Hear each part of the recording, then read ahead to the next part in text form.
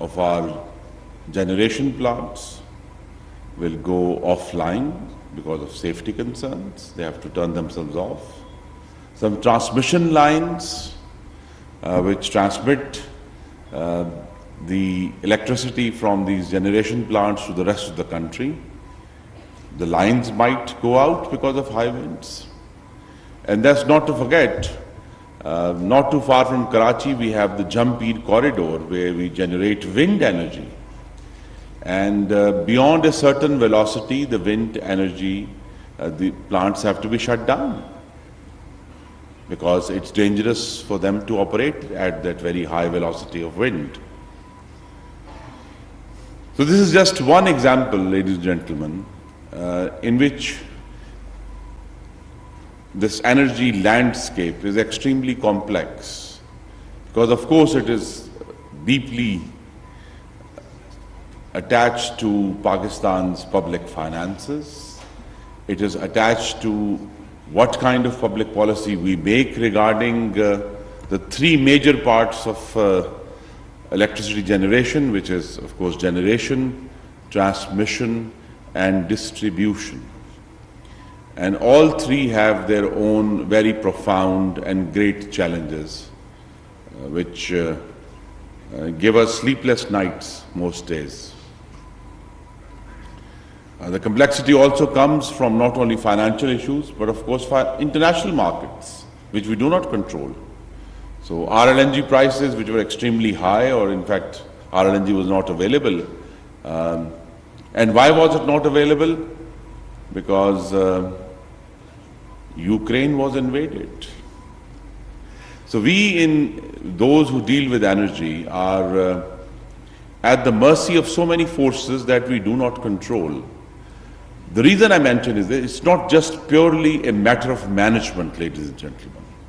You have to be aware of where the world is going, and you have to adjust accordingly to forces that one does not control.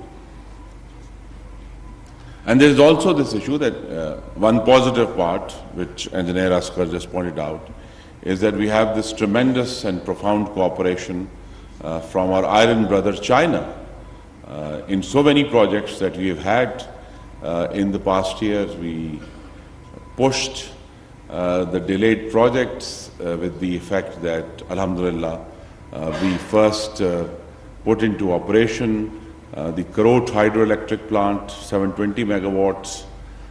Probably our biggest achievement this year was the commercial operation beginning of the Shanghai Thercoal plant, 1320 megawatts.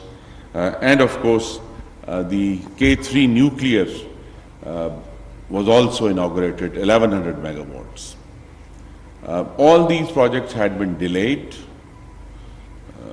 to my mind criminally, because of mismanagement between 2018 and 22, but we have been able to now, alhamdulillah, all three are operating commercially, providing electricity to you and me daily.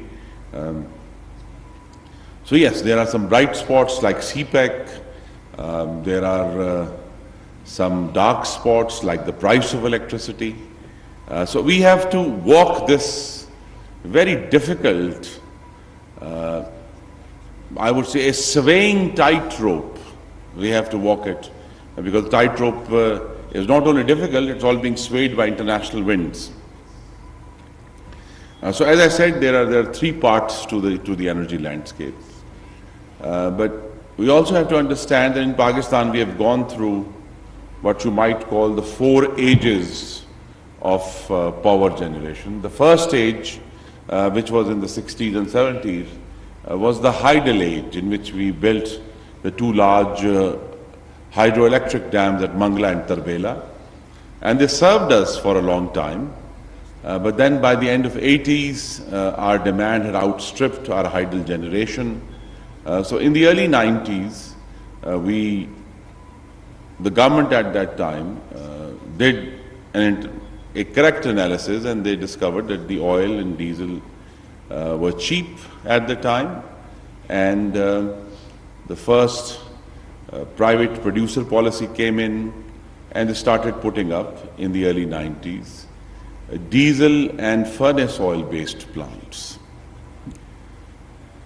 But as I said, international winds are always blowing. These plants, a decade later, proved to be too expensive because suddenly oil was expensive. And then, of course, the total capacity was also outstripped by demand. So there was search for a new fuel on which we could base our electricity generation. But it took a while. In 2013, again, the government at the time did the same analysis and discovered that the cheapest fuels available at that time were imported coal, one, and second was imported RLNG, that is regasified liquefied natural gas. Good. But I'm delighted to note that because of our iron brother China, we didn't just restrict ourselves to RLNG and to imported coal. The K2 and K3 nuclear plants was also initiated back in 2014, which both are now complete and in commercial production. And of course, another diversification was a restarting of Pakistan's hydel generation plan with the initiation of the Amir Bhasha, Mohammad, Dasu. Some have made more progress than others, but they are currently being constructed. So there was some focus on imported fuel, there was some focus on diversifying the source of electricity generation through nuclear and hydel. But then 2022 came along and totally upturned all our calculations. Now this is something that in the energy field you have to be ready for. So what did 2022 do? Because of the war in Europe, coal suddenly became 400% more expensive. What do we do? If, coal, which we thought to be was that for the next 20 years will be a cheap source of energy for us, was not horribly expensive. The same thing about RLNG was that when Russia stopped its gas supply to Europe, Europe essentially sucked in all the world's gas. And so not only RLNG became terribly expensive, it was not to be had. It was not available. So when we went to suppliers, they said, okay, please come to us in 2025, then we think about it. Early 2025, we think about it.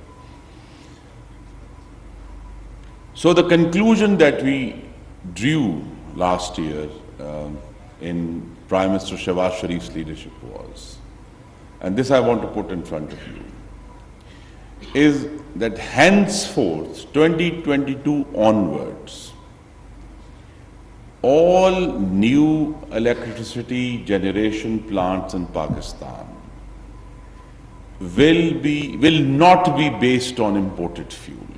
Let's just say it. I repeat, all new electricity generation in Pakistan will not be based upon imported fuel.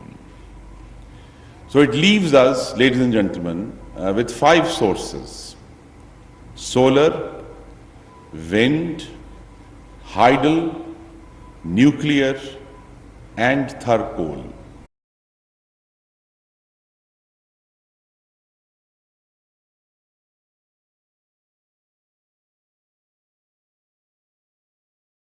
That's not the only story. Because of the very high winds that are expected, particularly in southeastern Pakistan, there is some possibility that some of our generation plants will go offline because of safety concerns. They have to turn themselves off. Some transmission lines which transmit the electricity from these generation plants to the rest of the country. The lines might go out because of high winds. And that's not to forget, not too far from Karachi, we have the Jampir corridor where we generate wind energy. And beyond a certain velocity, the wind energy, the plants have to be shut down because it's dangerous for them to operate at that very high velocity of wind. So this is just one example, ladies and gentlemen, in which this energy landscape is extremely complex, because of course it is deeply attached to Pakistan's public finances. It is attached to what kind of public policy we make regarding the three major parts of electricity generation, which is of course generation, transmission and distribution. And all three have their own very profound and great challenges, which give us sleepless nights most days. The complexity also comes from not only financial issues, but of course international markets, which we do not control. So RLNG prices, which were extremely high, or in fact RLNG was not available. And why was it not available? Because Ukraine was invaded. So we, in those who deal with energy, are at the mercy of so many forces that we do not control. The reason I mention is that it's not just purely a matter of management, ladies and gentlemen. You have to be aware of where the world is going, and you have to adjust accordingly to forces that one does not control. And there is also this issue that one positive part, which Engineer Asghar just pointed out, is that we have this tremendous and profound cooperation from our iron brother China in so many projects that we have had in the past years. We pushed the delayed projects with the effect that, alhamdulillah, we first put into operation the Karot hydroelectric plant, 720 megawatts. Probably our biggest achievement this year was the commercial operation beginning of the Shanghai Thercoal plant, 1320 megawatts. And of course, the K3 nuclear was also inaugurated, 1100 megawatts. All these projects had been delayed,